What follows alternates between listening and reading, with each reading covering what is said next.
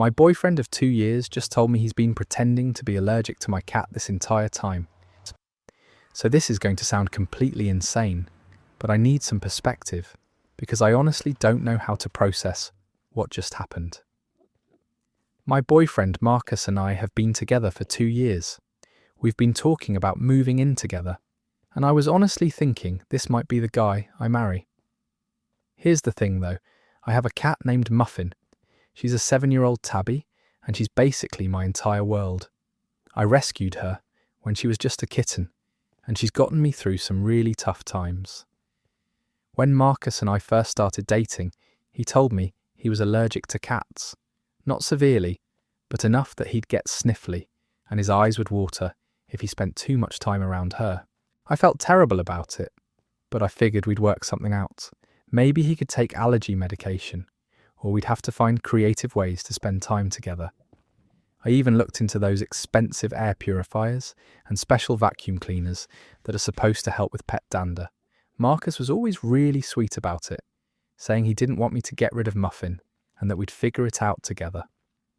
Over the past 2 years, our relationship has been amazing, except for this one issue.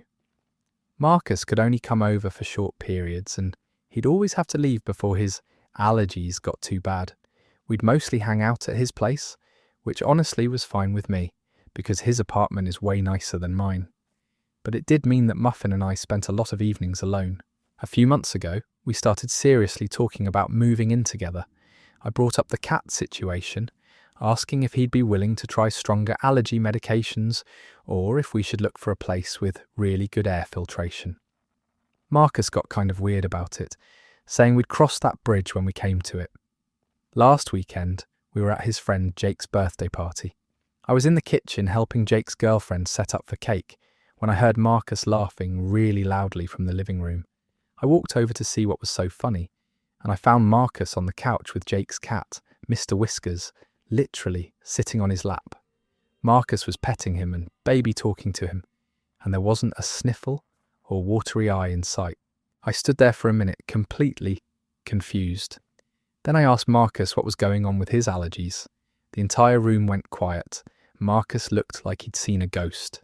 Jake started laughing and said something like, "What allergies? Marcus loves cats. He's always trying to steal Mr. Whiskers when he comes over." Marcus quickly tried to cover, saying his allergies must be better that day, or that maybe he'd built up a tolerance. But I could see it in his face. He was lying, and he knew that I knew he was lying. We left the party early, and the car ride home was completely silent. When we got to my apartment, I finally confronted him. I asked him directly if he was actually allergic to cats, or if he'd been lying to me this entire time. He broke down and admitted everything. He's not allergic to cats at all. He never has been. He just doesn't like them, and he didn't want to deal with having a cat if we moved in together. He thought if he pretended to be allergic, I'd eventually decide to rehome Muffin on my own, so he wouldn't have to be the bad guy who made me choose between him and my cat. I was completely stunned. For 2 years, this man has been lying to my face every single day. He's been pretending to have physical symptoms, leaving my apartment early, making me feel guilty for having a pet. He's been manipulating me into thinking I was causing him actual physical discomfort. But here's the part that really gets me. When I asked him what his plan was for when we moved in together, he said he figured I'd realised that living together was more important than keeping a cat, and I'd find Muffin a new home. He actually thought I'd give up my cat for him, and he was willing to keep lying indefinitely to make that happen. I told him to leave, and I haven't spoken to him since. He's been texting me non-stop, saying he's sorry and that he only lied because he loves me and wanted us to work out. He says he's willing to live with Muffin now, but I honestly don't know if I can trust anything he says anymore. My friends are split. Some of them think I should forgive him because his heart was in the right place, and he was just scared of losing me. Others think the lying is unforgivable, and that he showed his true colours by trying to manipulate me into getting rid of my pet. I'm completely lost. 2 years of my life have been built on this lie. How many other things has he been dishonest about? And how do I trust someone who is willing to fake a medical condition just to avoid an uncomfortable conversation? Am I overreacting? Or is this as messed up as it feels? That story just ended. This guy spent 2 years faking allergies, watching his girlfriend feel guilty about her cat, and planning to manipulate her into rehoming her pet. The audacity is absolutely staggering. This isn't just lying about liking her favourite movie or pretending to enjoy her cooking. This is a straight-up long-term deception that could have resulted in her losing a beloved pet. Let's move on to our next story, because apparently the internet has even more relationship chaos to offer. Posted in true off my chest, I found out my husband has been secretly learning sign language for 3 years, and the reason why is breaking my heart. I don't even know where to start with this, but I need to get it off my chest because I've been crying for 3 days straight, and I feel like I'm going crazy. My husband David and I have been married for 8 years. We have a 6-year-old daughter named Emma, who was born deaf. When we first found out about Emma's deafness, it was overwhelming. We didn't know any sign language, we didn't know what resources were available, and honestly, we were scared about how to give her the best life possible. We immediately started learning ASL as a family. I threw myself into it completely, taking classes, watching videos, practicing constantly. David seemed to struggle more with it. He'd try during our family practice sessions, but he was always slower to pick up new signs, and he'd get frustrated easily. After about a year, he kind of gave up on formal learning and said he'd just pick it up naturally from Emma and me. I was disappointed, but I understood that not everyone learns languages the same way. David is amazing with Emma in every other way. He's patient, loving, and creative in how he communicates with her. They have their own system of gestures and expressions that works for them. Emma adores her daddy, and I could see that their bond was strong even without fluent sign language. Over the years, David's signing did improve, but very slowly. He could handle basic conversations with Emma, but anything complex would require me to translate. I became the primary communicator for our family when it came to Emma's medical appointments, school meetings, and social interactions. It was exhausting sometimes, but I accepted it as just how our family worked. Emma is now in 1st grade at a school for deaf children, and she's absolutely thriving. Her vocabulary is expanding rapidly, and she's become quite the little chatterbox in ASL. Lately, she's been getting frustrated with David because she wants to tell him complex stories about her day, her friends, her dreams, and she feels limited by his basic signing skills. A few weeks ago, Emma came to me crying because she felt like Daddy didn't want to talk to her about important things. She said she had tried to tell him about a problem she was having with a friend at school, but he couldn't understand her, and she felt like he wasn't interested in her life. It broke my heart. I decided to talk to David about maybe taking a refresher course or getting some tutoring to improve his ASL. I approached it gently, explaining how Emma was feeling and suggesting that we could learn together to make it fun. David got defensive and said he was doing his best, that not everyone could be as naturally talented at languages as I was. We had a bit of an argument about it, which was unusual for us. David accused me of making him feel inadequate as a father, and I accused him of not prioritising Emma's communication needs. We both said things we regretted, and David ended up sleeping in the guest room that night. The next morning, David apologised and said he'd think about getting additional help with his signing. He seemed genuinely remorseful about the argument, and I thought we'd work things out. Then, 3 days ago, something happened that turned my entire world upside down. Emma had a school performance where all the kids were signing songs and poems. David and I were sitting in the audience, watching our daughter perform beautifully on stage. During one of the songs, the little boy next to Emma forgot part of the signs, and Emma quickly helped him by discreetly showing him the correct signs. I leaned over to David to whisper about how sweet and helpful Emma was being, but when I looked at him, he was crying. Not just tearing up, but actually crying. I asked him what was wrong, and he just shook his head and said he'd tell me later. After the performance, We went out for ice cream to celebrate Emma. She was so excited, signing rapidly about her favourite parts of the show, telling us about her friends, asking if we were proud of her. David was responding to her in sign language, and I noticed he seemed to be keeping up with her much better than usual, but I figured he was just really focused. That night, after Emma went to bed, David asked me to sit down because he had something important to tell me. He looked terrified, and I honestly thought he was going to tell me he wanted a divorce or that he was sick or something awful. Instead, he told me that for the past 3 years, he's been secretly taking advanced ASL classes twice a week. Not only that, but he's also been working with a private tutor once a week, and he's been practicing for hours every day at work during his lunch breaks.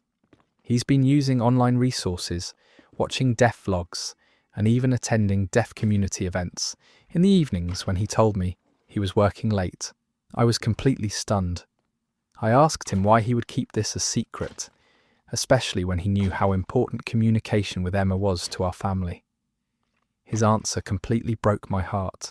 He said that when Emma was first diagnosed, he felt like a failure as a father because sign language didn't come naturally to him like it did to me. He watched me excel at ASL while he struggled, and he felt like Emma was going to love me more because I could communicate with her better. He was embarrassed and ashamed of his learning difficulties, so he decided to secretly get intensive help. But then he said something that made me understand the real reason for the secrecy. He wanted to surprise Emma on her 7th birthday next month by being able to have a completely fluent conversation with her. He's been planning this elaborate surprise where he'd finally be able to understand and respond to all her complex thoughts and stories. He showed me videos on his phone of himself practicing signing, hours and hours of footage of him working with his tutor, attending conversation groups, practicing speeches he wanted to give to Emma. In the most recent videos, his signing is absolutely beautiful. He's fluent, expressive, and natural. He's better at ASL now than I am. I realised that all those times I thought he was being lazy or uninterested, he was actually working harder than I could have ever imagined. All those late nights at work, all those lunch breaks he spent alone, all those times he seemed distant or distracted, he was thinking about our daughter and working to be a better father for her. The reason he was crying at the performance was because he could understand every single word Emma was signing, and for the first time he was experiencing her full personality, her humour, her intelligence, her wit, without needing me to translate. He was seeing his daughter the way I get to see her every day, and it was overwhelming. I've been crying ever since he told me. I feel terrible for doubting him, for thinking he didn't care enough to put in the effort. I feel guilty for not recognising how hard he was working and how much pressure he was putting on himself. But mostly, I'm just overwhelmed by how much this man loves our daughter. Emma's birthday is in 2 weeks, and David is planning to surprise her by signing a poem he wrote for her, followed by asking her to tell him all the stories she's been saving up to share with him. He's nervous that she might be upset that he kept it a secret, but I think she's going to be over the moon. I haven't told Emma anything, obviously, but I've been watching David interact with her differently since I found out. He's more confident, more engaged, and I can see him holding back from responding to things she says, because he doesn't want to blow his surprise. I love my husband more than ever, but I also feel like I've been living with a stranger for 3 years. He's been carrying this huge secret, working incredibly hard, and planning this amazing surprise, all while I thought he was being a subpar communicator with our daughter. I don't know how to process all these emotions. I'm proud, guilty, amazed, and heartbroken all at the same time, and that's the end of that story. I'm not going to lie, this is the complete opposite of the manipulation we saw in the first story. Here's a father who was so devoted to connecting with his daughter that he spent 3 years secretly becoming fluent in sign language just to surprise her. The level of dedication and love is absolutely incredible. Posted in relationship advice. My girlfriend keeps testing our relationship, in increasingly bizarre ways, and I don't know how much more I can take. I've been with my girlfriend Sarah for about 10 months now, and overall, things have been really great. She's funny, smart, beautiful, and we have amazing chemistry. But there's this one thing she does that's starting to drive me absolutely insane. And I don't know if I'm overreacting or if this is as problematic as it feels. Sarah has this thing where she likes to test our relationship. At first it seemed kind of cute and harmless. Like, early in our relationship, she'd do little things to see how I'd react. She'd pretend to be really interested in some guy at a party to see if I'd get jealous. Or she'd act like she was mad about something to see if I'd try to make it up to her. I thought it was just her way of figuring out how much I cared about her. And honestly, some of the tests were kind of endearing. Like when she pretended to hate my favourite movie, just to see if I'd try to convince her to give it another chance. Or when she acted like she didn't want me to meet her parents to see if I'd persist because meeting them was important to me. But over the past few months, these tests have gotten more and more elaborate, and frankly bizarre, and they're starting to feel less like playful relationship exploration and more like psychological manipulation. Here are some examples of recent tests.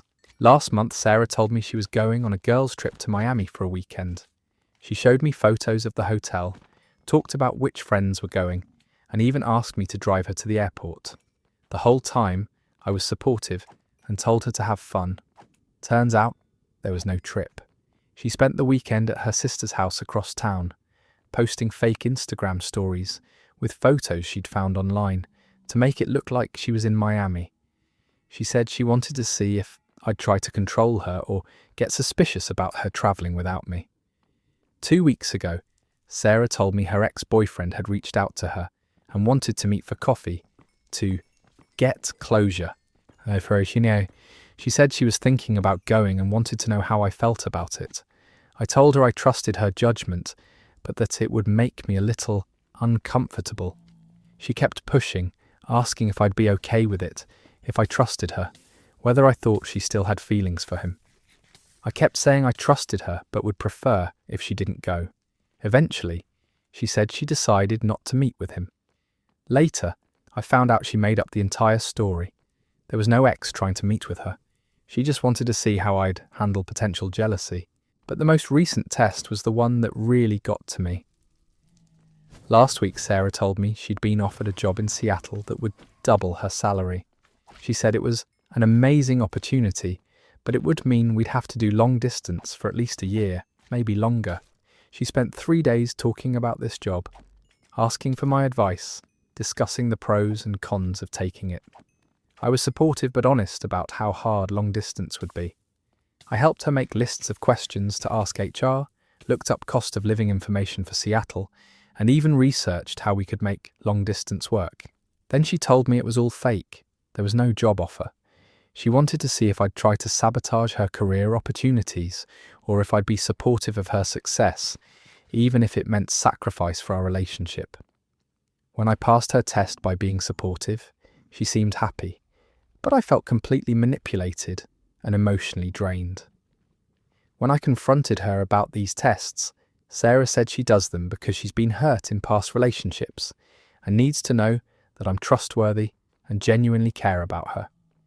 She says it's her way of making sure we're compatible and that I'm not just pretending to be a good boyfriend until I get comfortable and show my true colours. I understand having trust issues and I want to be patient with her healing process. But these tests are exhausting me. I feel like I'm constantly being evaluated instead of just being in a relationship. I'm starting to second guess every conversation we have, wondering if she's being genuine or if it's another test. The worst part is that I never know when I'm being tested, so I can't even relax and be myself. I feel like I have to be on all the time, giving the right answers and having the right reactions. It's like being in a job interview that never ends. I tried to talk to Sarah about how these tests make me feel, but she got defensive and said that if I really loved her, I wouldn't mind proving it. She said that relationships require work and that she needs reassurance because of her past trauma. I do love her, and I want to support her through her trust issues, but I don't know if this is healthy for either of us. I'm worried that even if I pass every test, she'll just come up with new ones, and I'm starting to feel resentful, which is making me question whether I'm actually as good of a boyfriend as I thought I was. My friends think I should run, but they don't see the amazing parts of our relationship. When Sarah isn't testing me, we're incredible together. She's loving, supportive, and makes me laugh every day. I don't want to give up on us, but I also don't know how to convince her that constant testing isn't the foundation for a healthy relationship. Am I being too sensitive about this? Is this just what relationships look like when someone has trust issues? Or is this crossing a line into manipulation territory? How do I help Sarah feel secure in our relationship without enabling behaviour that's making me feel insecure in our relationship? That story just wrapped up, and wow, that is a masterclass in how trust issues can actually destroy trust. This girl is so afraid of being hurt that she's actively sabotaging her own relationship by creating elaborate fake scenarios to test her boyfriend. Next story. Posted in Relationship Advice. I've been married for 12 years and just discovered my wife has been running a secret Instagram account where she pretends to be single.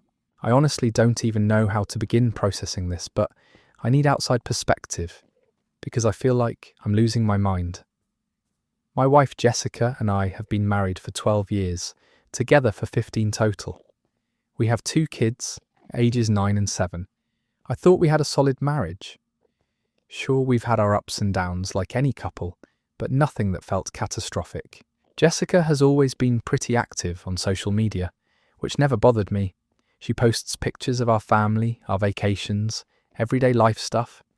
She's got her main Instagram account that I follow, and it's exactly what you'd expect from a married mum in her 30s.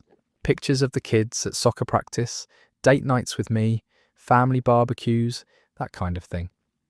About 2 months ago, I was helping our 9-year-old son with a school project that required him to research different careers. He wanted to learn about photography because he thought it looked cool. I was showing him how to search for photographers on Instagram to see examples of their work when something weird happened. I typed in Jessica's name to show him Mum's account as an example of someone who takes nice photos, even if it's not professional. But when I typed Jessica Martinez into the search bar, 2 accounts came up.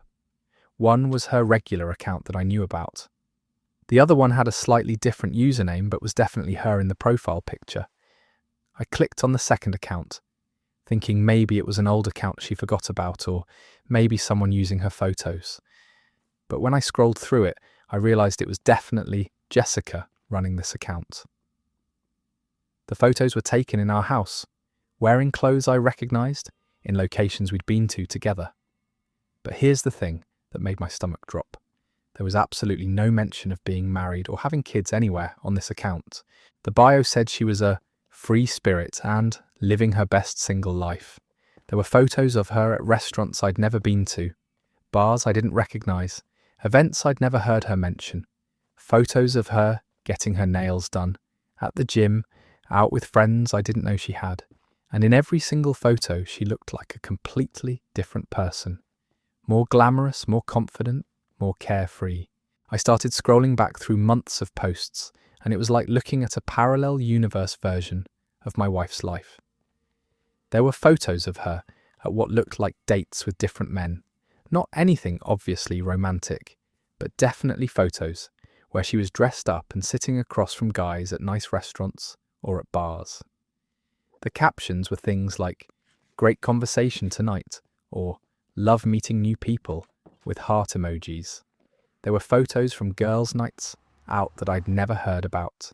Pictures of her at concerts, art galleries, wine tastings, all events that supposedly happened on nights when she told me she was working late or hanging out with her sister or just running errands. The comments section was what really sent me over the edge. Dozens of men commenting things like, "Looking gorgeous as always," and "When are we getting that drink?" She was responding to these comments flirtatiously, using little winky face emojis and saying things like, "Soon, handsome," or "You know how to reach me." I felt like I was going to throw up. I screenshotted everything I could before I lost my nerve. Then I closed the app and tried to pretend I'd never seen it, but I couldn't stop thinking about it. That night at dinner, I kept staring at Jessica, wondering who this person was that I'd been married to for over a decade. For the next week, I became obsessed with figuring out what was going on. I started paying closer attention to her schedule, her phone habits, her behaviour. I noticed that she was always very protective of her phone, keeping it face down and taking it with her even when she went to the bathroom. She'd been working late more frequently over the past year, and she'd started going out with friends more often than she used to. I also realised that she'd been putting a lot more effort into her appearance lately. New clothes, getting her hair done more often, spending more time at the gym.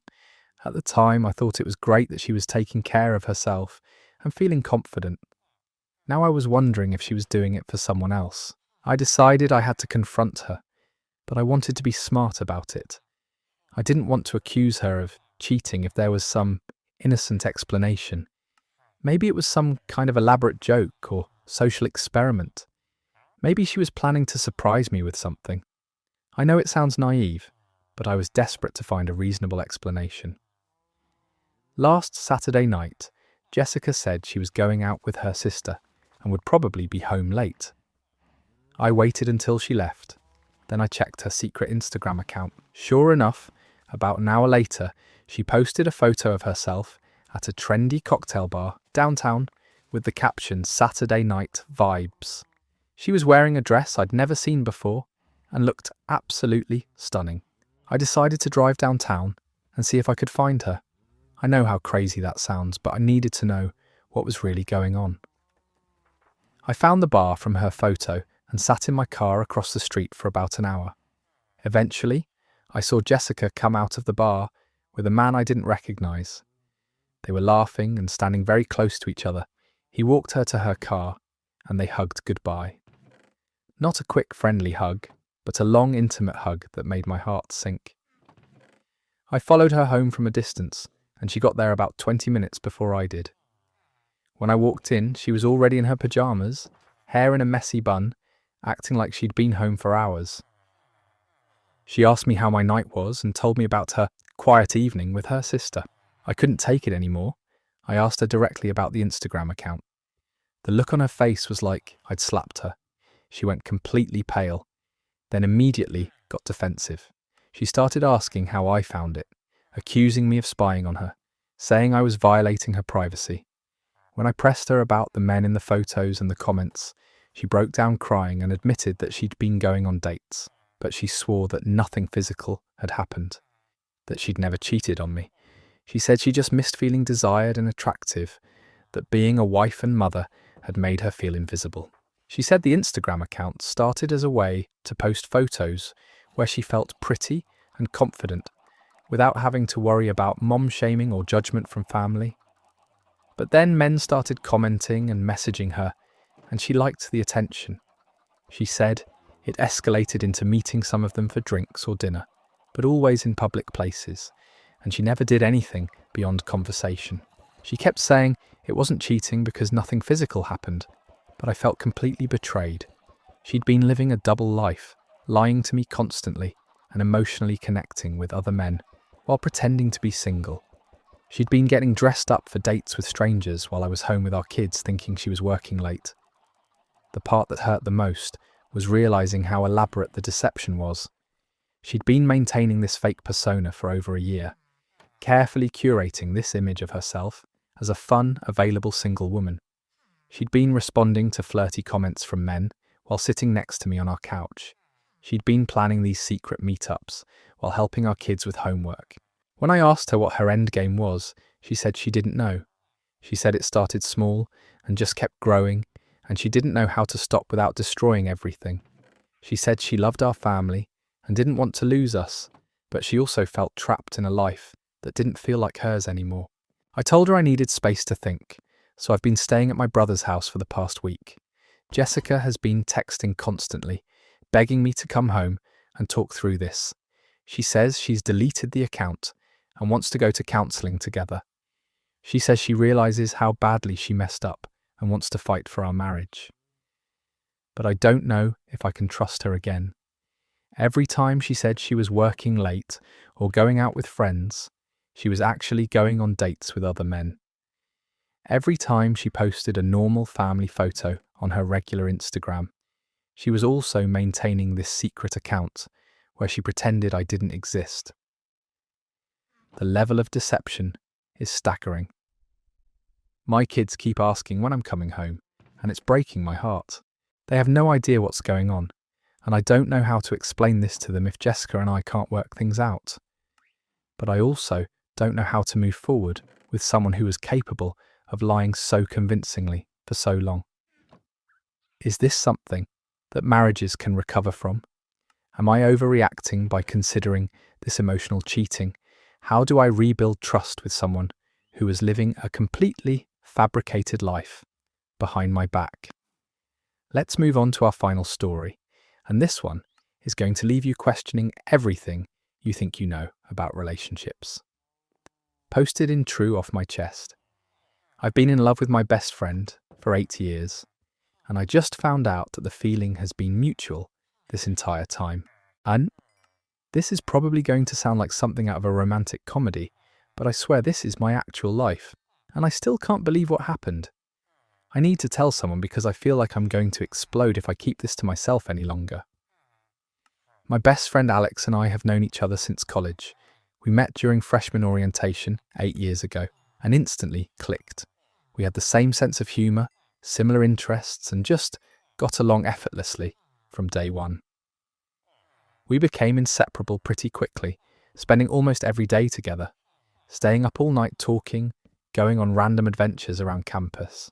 The thing is, I developed feelings for Alex pretty early on, probably within the first few months of our friendship. But Alex started dating someone else, this girl named Rebecca, right around the same time I realised I was falling hard. I figured I'd missed my chance, so I buried those feelings and focused on being the best friend I could be. Over the years, Alex and I have both been in and out of various relationships, but we've always remained incredibly close. We talk every day, we're each other's plus ones to weddings and events when we're single. We know everything about each other's families, dreams, fears, embarrassing secrets. People constantly ask if we're dating, and we always laugh it off and say we're just friends. But here's the thing, I've never admitted to anyone. I never stopped being in love with Alex. Through every relationship either of us had, through every breakup, every celebration, every late night conversation, I've been completely head over heels in love with my best friend. I've gotten good at hiding it, at being supportive when Alex dates other people, at pretending that my heart doesn't skip a beat every time we accidentally brush hands or fall asleep watching movies together. I've dated other people, some seriously, and I've genuinely cared about them. But there's always been this part of my heart that belonged to Alex, and I've just accepted that it always would. I figured it was my burden to carry, that Alex saw me as purely platonic, and that I needed to find a way to be okay with loving someone who would never love me back. 3 months ago, Alex went through a pretty bad breakup with someone they'd been dating for about a year and a half. I was there for every tear, every angry vent session, every moment of self-doubt. We spent weeks hanging out constantly while Alex processed the end of the relationship, and I was happy to be needed, even if it was just as a friend. During this time, I noticed that Alex seemed different around me, more affectionate, more attentive, more likely to make intense eye contact during conversations. There were moments where it felt like something was on the tip of Alex's tongue, like there was something important they wanted to say but couldn't quite get out. 2 weeks ago, we were hanging out at Alex's apartment, just watching Netflix and eating takeout like we've done 1,000 times before. Alex seemed unusually quiet and kept looking at me in this way that made me nervous. Finally, I asked what was wrong, if everything was okay. Alex took a deep breath and said there was something important to talk about, something that had been weighing on them for a long time. My heart started racing because I was terrified they were going to say they needed space from our friendship, or that they'd met someone new. Instead, Alex said they needed to be honest about something, even if it ruined everything between us. They said that they'd been in love with me since sophomore year of college, that every relationship they'd ever been in was just them trying to get over me, and that they couldn't pretend anymore. I literally thought I was hallucinating. I made Alex repeat it 3 times because I couldn't believe what I was hearing. When it finally sank in that this was real, that Alex was actually confessing feelings for me, I started crying. Not sad crying, but overwhelmed, relieved, disbelieving crying. I told Alex that I'd been in love with them for 8 years, that I'd spent nearly a decade thinking I was alone in these feelings, that every day of our friendship had been simultaneously the best and most torturous experience of my life, because I got to be close to them, but could never have what I really wanted. We both just sat there crying and laughing and staring at each other like we couldn't believe this was actually happening. Alex said they'd been dropping hints for years, trying to gauge my interest, but every time they thought I might feel the same way, I'd start dating someone else or make some comment about how great our friendship was. I told them I'd been doing the exact same thing, interpreting their kindness as purely platonic because I was so convinced they could never see me romantically.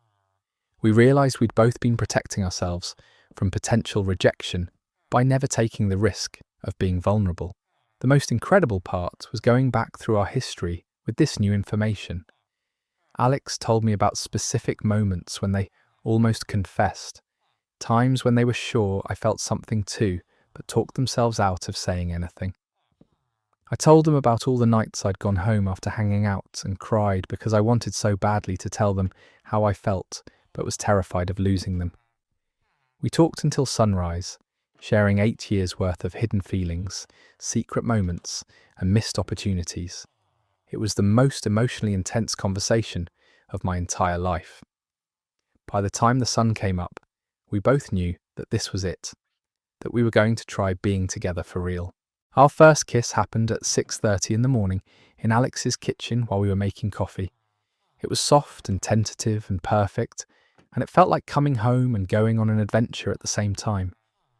We spent the rest of that day just talking and kissing and marvelling at how different everything felt now, that we could finally be honest. It's been 2 weeks since that night, and I feel like I'm living in a dream. We decided to take things slow since we're transitioning from friendship to romance. But honestly, it doesn't feel like a transition at all. It feels like we're finally allowed to be what we've always been underneath all the pretending.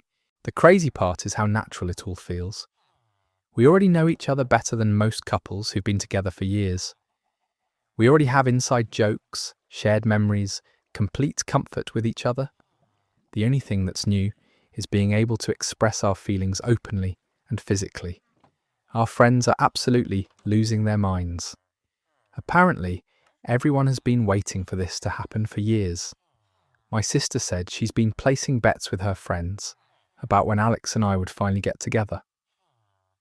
Alex's mum cried when we told her because she said she'd been hoping for this since she met me. The funniest part is that nothing about our dynamic has really changed. We still have the same conversations, the same sense of humour, the same easy compatibility. The only difference is that now when Alex looks at me with those soft eyes, I know what it means. Now when we fall asleep watching movies together, we don't have to pretend it's an accident. Now when people ask if we're dating, we get to smile and say yes. I keep waiting for the other shoe to drop, for this to feel weird or complicated, but it just doesn't. It feels like the most natural thing in the world. It feels like we wasted 8 years being scared of something that was always meant to happen. I'm scared to jinx it by being too happy, but I can't help it. I'm with my best friend and the love of my life, and they're the same person. I get to wake up every day and choose the person I've been in love with for 8 years. It feels too good to be true, but it's my actual life now. I just wanted to share this somewhere because I'm so incredibly happy and grateful, and still a little bit in disbelief that this is real. Sometimes the best things really are worth waiting for, even when you don't know you're waiting. And that's where that story ends. After all the manipulation, deception, and relationship chaos we've been through today, it's actually really beautiful to end on something that's pure and hopeful. 2 people who loved each other for 8 years, but were too scared to risk their friendship, only to discover They'd been wasting all that time being afraid of something that was always meant to happen. That's all the Reddit relationship drama I can handle for one day. These stories really run the full spectrum of human relationships, from the absolutely toxic to the surprisingly wholesome. If you made it through all of these stories with me, you're probably as emotionally drained as I am right now. Thanks for hanging out with me through all of that relationship chaos. We went from cat allergies and sign language surprises to Instagram deceptions and 8-year love stories. The internet really is a wild place when it comes to human relationships. Hit that subscribe button if you want more stories that'll make you question everything you thought you knew about relationships. I'll be back tomorrow with more Reddit stories.